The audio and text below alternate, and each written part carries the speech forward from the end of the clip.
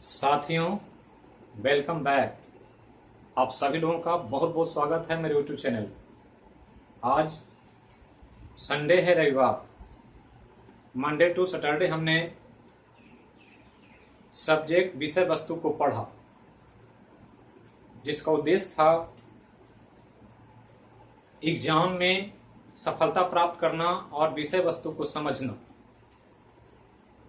और जो सफलता प्राप्त करना था या प्राप्त करने का लक्ष्य जो हमने रखा है, उसका उद्देश्य है जीवन को अच्छे से जीना, ताकि आने वाला जीवन हमारा अच्छा हो, सुखमय हो, आनंदपूर्ण बीते, शांतिपूर्ण बीते। इसी के लिए हम पूरा अपनी एनर्जी, अपने जीवन का अधिकांश समय उसको प्राप्त करने में लगाते हैं। अब उसी को ध्यान में रख करके मेरे विचार में एक योजना आई कि जो मंडे टू सैटरडे क्लास चलता है, उसके बाद संडे का एक अलग से शेड्यूल होना चाहिए, जो हम जीवन को कैसे बेहतर बनाएं उस पर बात होनी चाहिए कि जीवन कैसे हमारा बेहतर बीते, शांतिपूर्ण बीते, आनंदमय बीते। इस पर एक चर्चा, एक डिबेट हम लोगों के बीच आपस में होनी चाहिए।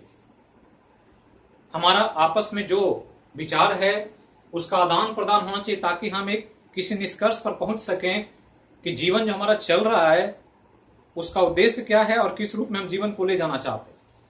और इसी के लिए मैंने संडे की पाठशाला शुरू किया। और संडे की पाठशाला में हम लोग अक्सर चर्चा करेंगे संडे के क्लास में कुछ न कुछ ऐसे इशू पर, ऐसे टॉपिक पर जो हमारे जीवन को किसी न किसी रूप में प्रभावित करती है, वो जीवन को दिशा देती है, और उसी इशू को लेकर के हम लोग बात करें। तो इसी के चलते हमने एक अलग शेड्यूल रखा है संडे का। तो हर संडे तो नहीं, लेकिन जो भी संडे होगा उसमें कुछ कुछ इशू पर बात होगी। जैसे पिछले बार हमने सैटरडे को बीपीएससी की तैयारी पर बात किया, और आज इस संडे को हम बात करने जा रहे हैं एक बहुत ही बर्निंग इशू, ज्वलंत मुद्दे पर, जो कोविड-19 चल रहा है आज पूरे विश्व स्तर पर। वैश्विक एक बहुत बड़ी आपदा है, संकट। तो उसी कोविड-19 पर, कोरोना काल पर एक छोटा सा आपस में हम लोग चर्चा करेंगे, बात विचार करेंगे और समझेंगे कि इससे क्या किया जाए और कैसे हम इसको अपने जीवन के आगे की दिशा को कैसे इस काल से निकाल कर ले जाए, ताकि हमारा जीवन आगे आनंदपूर्ण, शांतिपूर्ण और सफलतापूर्ण बीत सके। तो पहले तो ध्यान रखना कि आज की पाठशाला में जो विषय है चर्चा का, वो है कोविड-19। तो कोविड-19, और हमने लिखा है समझना जरूरी है। तो संडे की पाठशाला है कोविड-19 समझना जरूरी है, इसलिए कि समझ करके ही इसको हम हैंडल कर सकते हैं। दूसरा और कोई ऑप्शन वर्तमान समय में नहीं। तो सबसे पहले तो हम अपने जीवन को कैसे इस कोविड-19 के प्रभाव से बाहर निकालें, और इस कोविड-19 काल में जो संक्रमण का काल है उससे कैसे अपने आप को बचा कर रखें, इसकी बात करें। तो पहले तो समझना कि कोविड-19 है क्या। तो कोविड-19 नाम दिया गया है एक वायरस का, और ये वायरस जो है उसका टोटल नाम जो है, ये ध्यान रखना है, कोरोना वायरस इसको कहते हैं। कोरोना विषाणु 2019 ये नाम है पूरा। और ये एक ऐसा वायरस जो चीन में उत्पन्न होता है और धीरे धीरे पूरे विश्व को अपनी चपेट में ले लेता है। तो वायरस पहले भी हम लोग परिचित रहे हैं। वायरस कोई नया जीव नहीं है।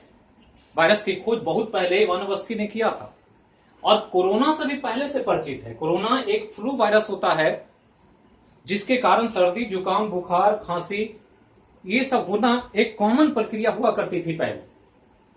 लेकिन एक इसी कोरोना पर 2019 में एक नया वायरस का पता चला, और जब पता चला तो पता चला कि कोरोना ही है, लेकिन इसकी प्रजाति थोड़ी अलग है। और थोड़ी अलग होने के कारण ये हमारे कंट्रोल में नहीं है। मतलब हमारे पास कोई ऐसा तरकीब नहीं है जिससे हम इस कोरोना को, इस विषाणु को कंट्रोल कर सकें। और यही मानव के लिए आज एक बहुत बड़ा संकट का कारण बन गया। तो ये ध्यान रखना है कि 2019 में पहली बार पता चला था, इसके लिए इसका नाम कोविड-19 रखा गया। और ये वायरस इसलिए खतरनाक है कि ये वायरस म्यूटेंट वायरस है, ये ध्यान रखना, म्यूटेंट। तो म्यूटेंट म्यूटेशन से आया। हमारा जो बुक है वो म्यूटेशन बायोलॉजी, म्यूटेशन केमिस्ट्री आ चुका है और म्यूटेशन फिजिक्स आने वाला है, फिर ज्योग्राफी भी आएगा। तो ध्यान रखना है म्यूटेंट वायरस है। और म्यूटेंट होता है मतलब, होता क्या है म्यूटेंट वायरस मतलब कि वैसा वायरस जो अपने आप खुद को बदलना जानता, चेंज करना जानता। हम म्यूटेशन में पढ़े हैं कि एब्रैप्ट चेंज कोई भी होता है तो उसको उत्परिवर्तन या म्यूटेशन कहा जाता। और यही वजह है इस वायरस की कि वायरस जो भी होता है उस वायरस में दो ही चीज होता है, एक प्रोटीन और तथा दूसरा जेनेटिक मटेरियल। इन्हीं दो चीजों से कोई भी वायरस बना होता है। तो ये ध्यान रखना, प्रोटीन होता है और जेनेटिक मटेरियल होता है। अगर चित्र देखेंगे तो चित्र जो है विषाणु का इस प्रकार का होता है। एक वायरस नॉर्मली जो दिखता है वो ऐसा दिखता है, जिसमें ये बाहर में प्रोटीन है, ये वाला ये प्रोटीन है ये, और इसके अंदर जो है ये डीएनए या आरएनए का बना होता है। ये हमने देखा है, पढ़ा है। आज हम पढ़ाई की बात नहीं कर रहे हैं, सिर्फ इस वर्तमान के विषय वस्तु की बात कर रहे हैं, जो आज हम जिसके इर्द गिर्द घूम रहे हैं और जो हमारे आसपास मंडरा रहा है। तो ध्यान रखना है इन्हीं दो चीजों से बना हो, या तो डीएनए होता है नहीं तो आरएनए होता है। और यही डीएनए आरएनए फिक्स होता है किसी किसी में। लेकिन ये वायरस ऐसा वायरस मिला जो खुद के जेनेटिक मटेरियल को खुद ब खुद चेंज कर लेता है, और इसीलिए कोई भी वैक्सीन, कोई भी दवा इस पर कारगर साबित नहीं हो रही, और इसीलिए एक बड़ा समस्या, बड़ा विपदा के रूप में दिखाई दे रहा। अब ये करता क्या है कि ये वायरस बहुत ज्यादा संक्रमित करता है लोगों को, और जब संक्रमित होते हैं तो ये जाकर के हमारे श्वास की नली में, श्वास की नली जो रेस्पिरेटरी सिस्टम होता है, खासकर गला में जाकर स्टोर हो जाता और 2-3 दिन वही रहता है। अगर ये श्वास की नली से मूव करके पाचन की नली में चला जाए, आहार नली में, तब कोई दिक्कत नहीं है। लेकिन अगर सांस नली में ठहर गया और इसको मौका मिल गया ट्रैकिया में जाने का, ट्रैकिया हम पढ़ाए हैं या आगे पढ़ाएंगे, श्वास नली को ट्रैकिया कहते हैं। तो यहां जाकर के ये कफ उत्पन्न करता, और कफ जब उत्पन्न करता है तो यही कफ हमारे ट्रैकिया को जाम कर देता है, जिससे सांस लेना बंद हो जाता, और अचानक ही चलते फिरते सोते आदमी मौत की गोद में समा जाता। तो यही संकट है जो कोविड-19 का एक छोटा सा वायरस पूरे वर्ल्ड के बड़े बड़े पावरफुल कंट्रीज, बड़े बड़े इकोनॉमी, बड़े बड़े वैज्ञानिक, बड़े बड़े टेक्नोलॉजी को धराशायी करके रख दिया। एक छोटा सा सूक्ष्म वायरस जो दिखता भी नहीं। और हमने हमेशा कहा है कि छोटी छोटी चीजें बहुत नुकसान देती है और बहुत ज्यादा फायदा भी देती है। तो छोटी चीजों को कभी नजरअंदाज ना करें। तो ये हो गया कि ये वायरस है क्या और कैसे हमारे लिए इफेक्टेड है। अब यहां ध्यान रखना है कि ये बहुत ज्यादा कॉन्टामिनेटेड है, बहुत संक्रमण फैलाता, और इसी की वजह से ये तेजी से फैल रहा। ये जहां भी गिरता है कुछ समय तक, कुछ घंटे, कुछ दिन, कुछ सप्ताह अलग अलग मटेरियल पर जीवित रहता, और उसको जैसे ही हम संपर्क करते हैं तो वो एक बॉडी से दूसरे बॉडी में चला जाता, फिर दूसरे से तीसरे में जाता, और ये चेन के रूप में काम कर रहा। और ये चेन ही समस्या का कारण, और ये चेन जब तक टूटेगा नहीं तब तक इस कोरोना से नियंत्रण नहीं हो सकता, कोरोना को कंट्रोल नहीं किया जा सकता। तो ये ध्यान रखना है कि यही वायरस आज पूरे वर्ल्ड के लिए चुनौती बना हुआ। अभी चुनौती काल में करना क्या है ये ध्यान रखना, क्योंकि करना जो है वो एक ही चीज है कि हमारे पास कोई उपाय नहीं है। एक ही चीज है जिसको हम प्रतिरक्षा तंत्र कहते हैं, ये इम्यूनिटी पावर। प्रतिरक्षा तंत्र ही हमारा सबसे इंपॉर्टेंट हथियार है इस वायरस के अगेंस्ट। मतलब शरीर को मजबूत करके रखें, इसको टूटने ना दें, शरीर को इतना मजबूत बना दें कि वायरस घुस भी जाए तो उस वायरस से शरीर लड़ ले और उस वायरस को हरा दे। और कोई ऑप्शन नहीं है वर्तमान समय में, एट प्रेजेंट टाइम। ना तो कोई रेमेडी है, ना कोई मेडिसिन है, ना ही कोई वैक्सीन है। आने वाले समय में हो सकता है कि हम कुछ वैक्सीन बना लें, कुछ दवाइयों का भी आविष्कार कर ले, तो मानव इस चुनौती से बाहर आ जाएगा। लेकिन वर्तमान में एक ही चीज हमारे पास है, ये प्रतिरक्षा तंत्र, इम्यून सिस्टम। इसी से हम इसको हरा सकते हैं और यही हमारे लिए समझना जरूरी है। इसलिए हमने लिखा कोविड-19 समझना जरूरी है, डरना जरूरी नहीं है, क्योंकि डरने से ये और ज्यादा हावी हो जाएगा। समझना जरूरी है। तो समझना क्या है कि हम इम्यून सिस्टम को कैसे मजबूत करें, यही हमारे लिए सबसे बड़ा टारगेट होना चाहिए आज के समय में।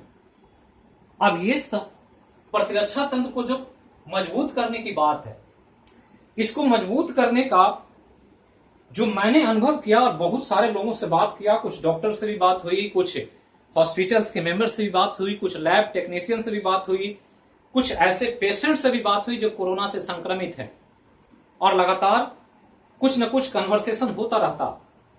तो सब चीजों से बात करने के बाद जो निष्कर्ष निकला, जो मुझे लगा कि एक ही चीज है कि हम इसको जितना मजबूत करें उतना ही आसानी से इस कोविड-19 से हम बच सकते हैं, कोविड-19 को हरा सकते हैं। और जो प्रतिरक्षा तंत्र को कमजोर करने का काम कर रहा, उसमें क्या क्या चीजें हैं उसको ध्यान दें। तो ध्यान रखना है कि प्रतिरक्षा तंत्र जो कमजोर हो रहा है, उसमें सबसे बड़ा कारण आज के समय में टेंशन है, तनाव। ये ध्यान रखना, तनाव ही सबसे बड़ा कारण है इस कोविड-19 के से हारने का और शरीर को आत्मसमर्पण कर देने का। जो मौतें हो रही है उसमें सबसे बड़ा कारण ये टेंशन है, तनाव है। अब ये तनाव अलग अलग व्यक्ति के साथ अलग अलग है। स्वाभाविक प्रक्रिया है कि जब समस्या आती है तो तनाव होता है, मानव की ये स्वभाव है, मानव की प्रकृति है। अब ये तनाव किस रूप में है, जैसे हम एग्जाम्पल दें तो ये तनाव एक दिहाड़ी मजदूर जो काम कर रहा है उसके लिए रोजी रोटी का तनाव है कि हमको 2 वक्त की रोटी कैसे मिलेगी। तो फिर वो तनाव में ये भूल जाते हैं कि कोविड-19 क्या है, पहले तो रोटी चाहिए, रोटी मिलेगा तब हम सोचेंगे कि सही बच्चे, अगर रोटी नहीं मिलेगा 2 वक्त का तो ऐसे भी मरेंगे और कोरोना से भी मरेंगे, तो कम से कम खा पी के मरे। इसलिए जो वर्ग आज 2 रोटी के लिए काम कर रहा है, दिहाड़ी मजदूर है, उनको तो हर हाल में लड़ना है अपने जीवन से, इसलिए वो बाहर निकलते हैं, काम करते हैं और इसी के चपेट में वो संक्रमित हो जाते हैं।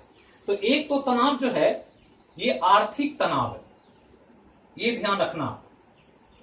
दूसरा तनाव जो है आजकल युवा वर्ग में एम्प्लॉयमेंट का तनाव, रोजगार का, कि रोजगार बहुत तेजी से घट रहे हैं और माना जा रहा है कि इस कोविड-19 काल में भारत में लगभग 10 करोड़ नौकरियां चली गई। बहुत बड़े बड़े कारखाने बंद हो गए, प्राइवेट सेक्टर में बहुत ज्यादा मंदी का समय।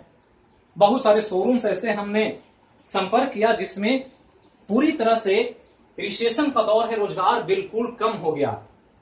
तो रोजगार का एक परेशानी है। तीसरा जो तनाव है वो है आइसोलेशन का। आइसोलेशन मतलब खुद को अलग रखने का। तो ये एक अलग तरह का फेज है, संक्रमण काल है। ऐसा कभी सोचा नहीं था कि मानव को इस रूप में भी रहना पड़ेगा कि हम अपने फैमिली से नहीं मिल सकते हैं, अपने दोस्तों से नहीं मिल सकते हैं, अपने जो काम करने वाले लोग हैं उनके साथ नहीं मिल सकते हैं, इवन कि अपने फैमिली मेंबर के साथ भी ज्यादा घनिष्ठता के साथ बैठ नहीं सकते हैं, बात नहीं कर सकते, और बिल्कुल अपने आप को बंद करके रखना पड़ रहा है। पिछले 5 महीने से, लगभग मार्च से शुरू हुआ है, जुलाई लास्ट हो रहा है, 5 महीने से खुद को आइसोलेट करके सब लोग रखे हुए हैं। तो ये धीरे धीरे अवसाद को क्रिएट कर रहा। तो ये आइसोलेशन का एक तनाव। और एक तनाव है जो स्टूडेंट्स वर्ग में है, वो पढ़ाई की तनाव, कि पढ़ाई नहीं हो पा रही, और पढ़ाई नहीं हो पा रही है तो उसके कारण उनके दिमाग में अवसाद हो रहा कि क्या हम करें, कैसे बचा जाए। तो सबसे पहले ध्यान दें कि इन सब कारणों से जो डिप्रेशन उत्पन्न हो रहा है, यही हमारे प्रतिरक्षा तंत्र को कमजोर कर रहा। और जब किसी को कोविड-19 हो जाता है तब उनके दिमाग में तो इतना तनाव हो जाता है कि ये इम्यून सिस्टम बिल्कुल ही धराशायी हो जाता, और तब हम बहुत जल्दी उस लड़ाई में हार जाते हैं और बहुत ज्यादा उसी केस में मौत देखने को मिलता है। तो ये ध्यान रखना है कि हमारा सबसे पहला काम जो वर्तमान समय में होना चाहिए वो ये कि इन सब तनावों से हम दूर रखें। और तनाव दूर रखने का कुछ एक तरीका है जो हम आपको शेयर कर रहे हैं। पहला कि सबसे ज्यादा काम जो करें वर्तमान समय में कुछ समय के लिए अपनी आवश्यकताओं को कम कर दें। जितना आप कम कर सकते हैं ये आपके लिए उतना ही बेनिफिशियल होगा। मतलब जो बेसिक नीड जीवन जीने के लिए उतना ही चीज की जरूरत पाले। आज बहुत ज्यादा आवश्यकता को अपने साथ जोड़ करना चले। 2 वक्त का भोजन मिल जाए, अच्छे से रहने के लिए आपको एक अच्छा प्लेस मिल जाए, आप पढ़ने के लिए कुछ बुक्स मिल जाए, कुछ चीजों को समझने के लिए कुछ चीजें ऐसी हो जिससे आप दुनिया से चीजों को जोड़ कर देख सकें। तो ये सब चीजों का मिनिमम नीड्स एक बनाएं कि हम कितना मिनिमम से मिनिमम खर्च में जी सकते हैं। तो ये आवश्यकता को कम करना सबसे पहला प्राथमिकता। दूसरा कि कुछ समय के लिए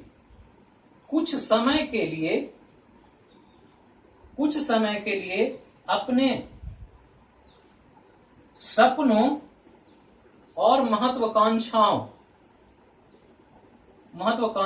को विराम दीजिए। ये ध्यान रखना कि जो ड्रीम आप पाल के रखे हैं फ्यूचर के लिए, वो ड्रीम को कुछ समय के लिए स्टे करें।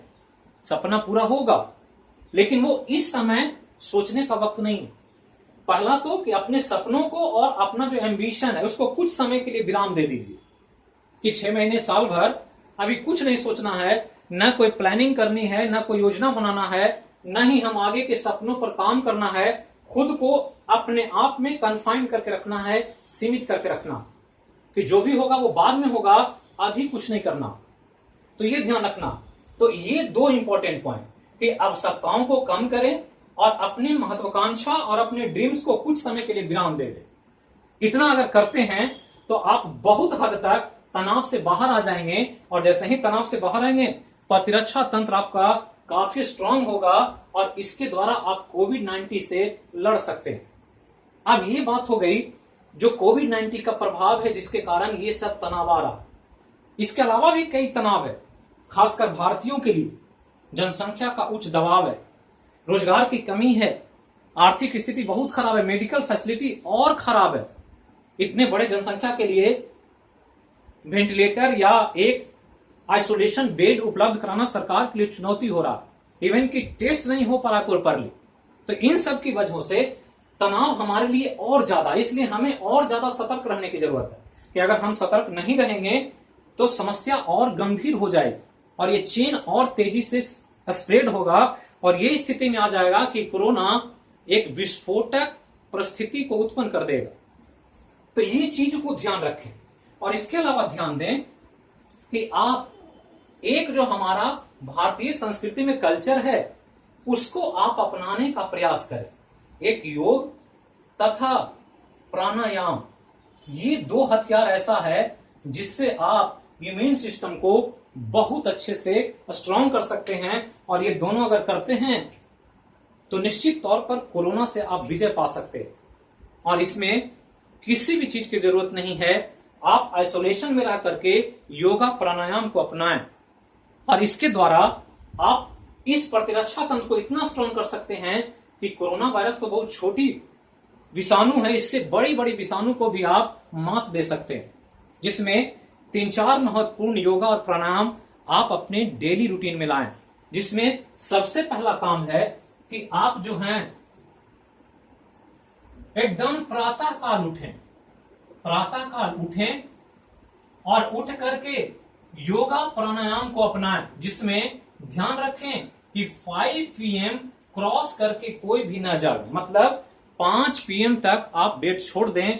ये आपके लिए सबसे ज्यादा जरूरी है। जो लेट सोते हैं और लेट उठते हैं उनकी प्रतिरक्षा तंत्र बहुत खराब होती है। प्रतिरक्षा तंत्र की बात तो छोड़ दें, तो जो डेली लाइफ में हम पढ़ रहे हैं उसको गेन करने की क्षमता भी बहुत कम होती है। आप मेमोराइज नहीं कर पाते हैं चीजों को, थिंक नहीं कर पाते हैं। इसलिए early to bed early to rise ये कॉन्सेप्ट है और ये हमारे संस्कृति में शामिल है। भारतीय संस्कृति में प्रातःकालीन को ब्रह्म बेला कहा जाता है और ब्रह्म बेला माना जाता है कि ब्रह्म की अमृत की वर्षा होती है और जो उस समय जग करके वातावरण के साथ जुड़ा रहता है, उस पर ईश्वर अमृत की वर्षा करते हैं और वो आदमी अपने जीवन में स्वस्थ और एक आनंदपूर्ण जीवन जी सकता है।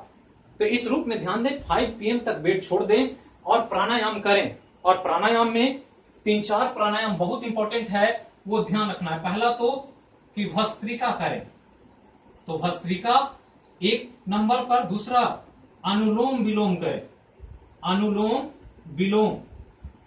और तीसरा कपालभाति। ये 3 अगर आप करते हैं और एक उद्गीत प्राणायाम, तो उद्गीत ये 3-4 तो सब जानते होंगे। और अगर नहीं जानते हैं तो आप कमेंट बॉक्स में करेंगे, तो हम आगे के कभी किसी संडे को ये सब का हम एक प्रैक्टिस भी करा देंगे जो आप कर सकते हैं। ये चारों, ज्यादा नहीं, सबको 5-5 मिनट आप करें। 5 मिनट्स, 5 मिनट्स, 5 मिनट्स और 5 मिनट, टोटल जोड़ देंगे तो 20 मिनट, मतलब और प्लस माइनस 10 मिनट जोड़ दें तो हाफ एन आवर अपने शरीर पर दें, अपने स्वास्थ्य पर दें। और ये इसके द्वारा आप अपने इम्यून सिस्टम को स्ट्रॉन्ग कर सकते हैं, जिससे आप आसानी से कोविड-19 से बच भी सकते हैं और लोगों को बचा भी सकते हैं। क्योंकि ये समस्या इसलिए ज्यादा गंभीर है कि अगर ये हम तक सीमित होता कि जो संक्रमित है वही मरेगा तो ज्यादा टेंशन नहीं था। लेकिन हमारे संक्रमित होने के बाद हमारे जितने भी सगे संबंधी, परिवार, दोस्त जो भी हैं, वो सब संक्रमित हो सकते हैं। और ऐसा बेबसी, ऐसी लाचारी अभी तक मानव ने नहीं झेला। हर 100 साल पर यह महामारी आती रही है। 1820 में आई, 1920 में आई, आज 2020 में आ गई। कहता है हर 100 साल पर ऐसी महामारी आती है। लेकिन यह महामारी कुछ अलग किस्म की है, जिसमें एक मानव को मानव से अलग कर दिया। एक हॉस्पिटल में एडमिट हो जाते हैं तो उनको कोई परिजन देखने तक नहीं जाते हैं, डॉक्टर्स छूना नहीं पसंद करते। डेथ हो जाता है तो उनको जो दाह संस्कार होता है, क्रियाक्रम, वो करने के लिए लोग जाने के लिए तैयार नहीं है, कांधा देने के लिए तैयार नहीं। पहले लोग कांधा देने के लिए भीड़ लगा देते थे कि हम देंगे, हम देंगे, हम देंगे। आज माता पिता को हो जाए तो बच्चे नहीं दे रहे, बच्चे को हो जाए तो माता पिता नहीं जा पा रहे। तो ये इतनी बड़ी बेबसी, इतनी लाचारी मानव ने कभी नहीं देखी।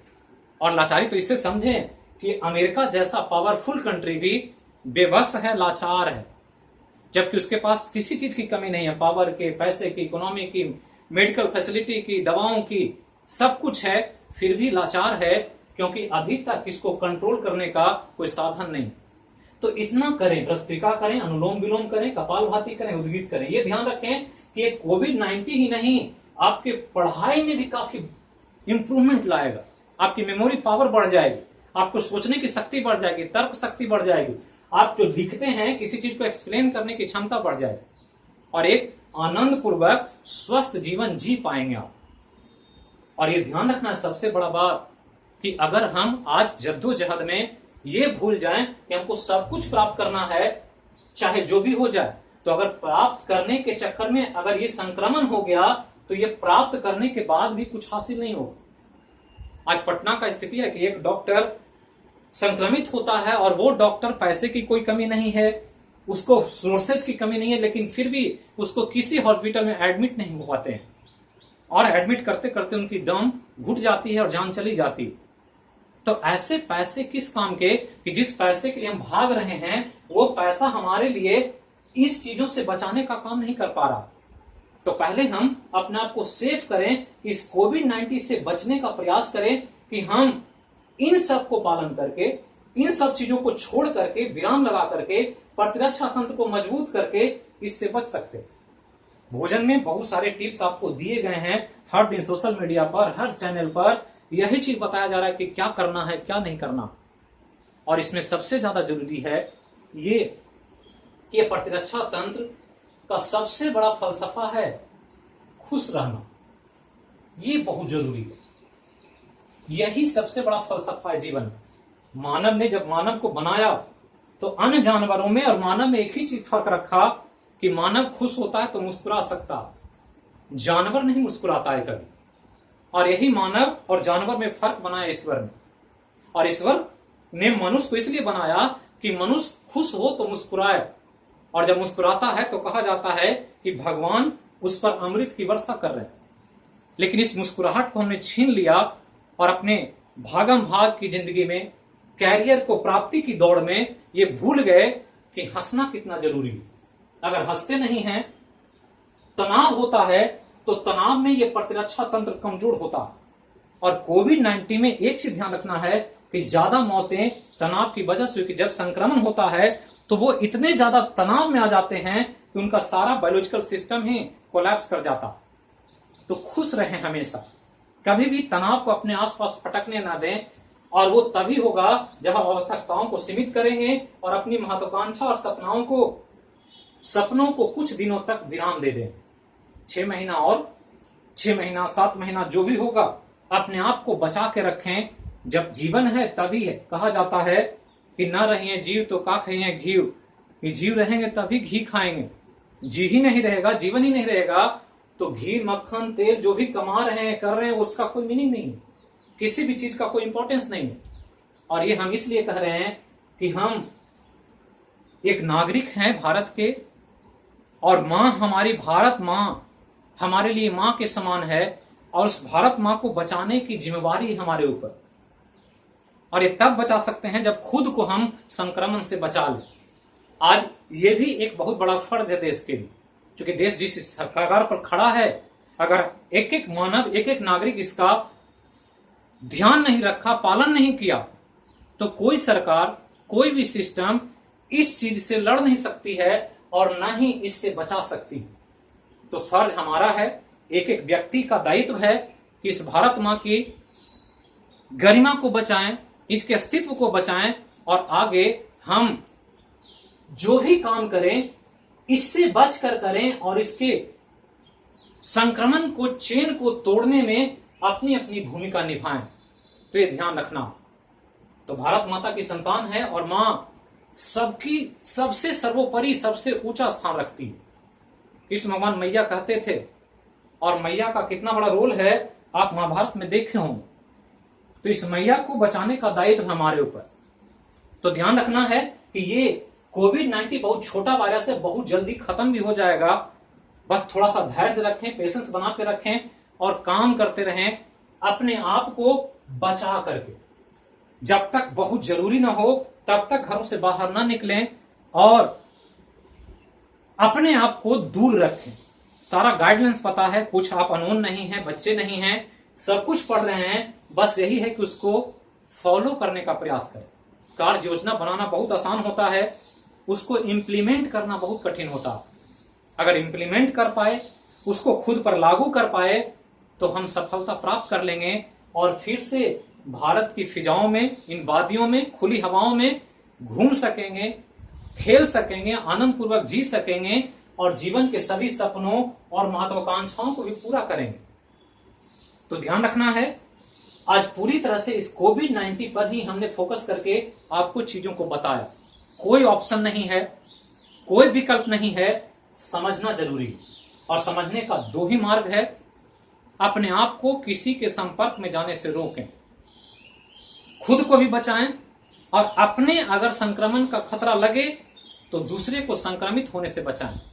उसके लिए जो भी फॉलो करना है, मास्क लगाएं, हैंड सैनिटाइजर का यूज करें, घरों में दूरी बनाकर रखें। लगे कि कुछ सर्दी खांसी बुखार हो गया है तो खुद को कुछ दिन के लिए आइसोलेट रखें, ज्यादा मेल जोल न रखें।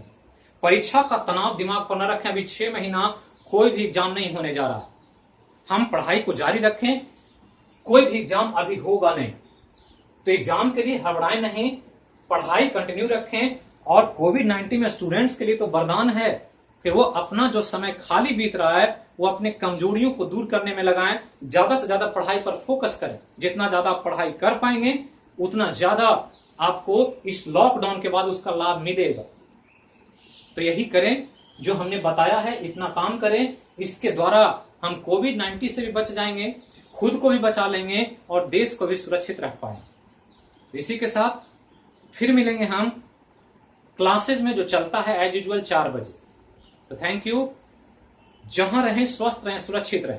कोविड-19 से डरे नहीं, डरना जरूरी नहीं है, समझना जरूरी है। तो भारत माता के लिए जय हो मैया की एक बार बोलें और काम करें भारत माता के लिए। Thank you.